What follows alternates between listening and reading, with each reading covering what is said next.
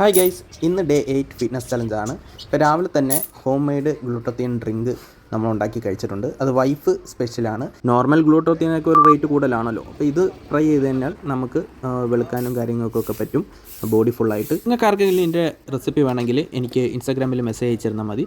പിന്നെ അത് കഴിഞ്ഞ് രാവിലെ തന്നെ ഒരു ക്ഷേത്ര ശുചീകരണം ഉണ്ടായിരുന്നു നമ്മുടെ നേതൃത്വത്തിൽ. അങ്ങനെ അവിടെ പോയി അതെല്ലാം റെഡിയാക്കിയതിന് ശേഷം നേരെ ജിമ്മിലോട്ട് വിട്ട്. ഇന്ന് ട്രൈസെപ്സ് ഡേ ആയിരുന്നു. അപ്പോൾ ഇന്ന് ഫുള്ള് വർക്കൗട്ട് നല്ല ടൈറ്റായിട്ടാണ് ചെയ്തിരുന്നത്.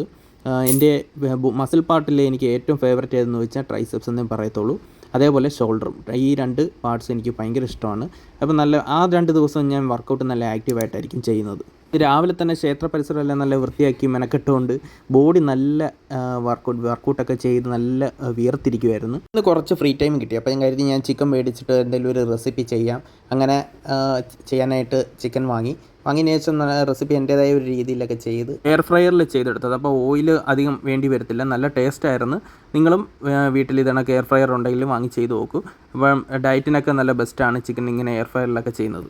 അത് കഴിഞ്ഞ് ഈവനിങ് ആയപ്പോൾ നമ്മുടെ അടുത്തുള്ളൊരു ക്ഷേത്രത്തിൽ അവിടുത്തെ വിളക്കെടുപ്പ് നമ്മുടെ നേതൃത്വത്തിലുള്ള സമിതിയായിരുന്നു നോക്കേണ്ടിയിരുന്നത്. അപ്പോൾ അതിന് വേണ്ടിയിട്ട് ഞാൻ അവിടെ പോയി. അങ്ങനെ അതെല്ലാം കഴിഞ്ഞ അമ്പലത്തിൽ കുറച്ച് പരിപാടികളൊക്കെ ഉണ്ടായിരുന്നു. അതെല്ലാം കഴിഞ്ഞ് അതൊക്കെ കണ്ട് ഒരു പ്രത്യേക ഫീലാണ് അമ്പലത്തിൽ നിന്ന് ഇതൊക്കെ കാണുമ്പോഴും.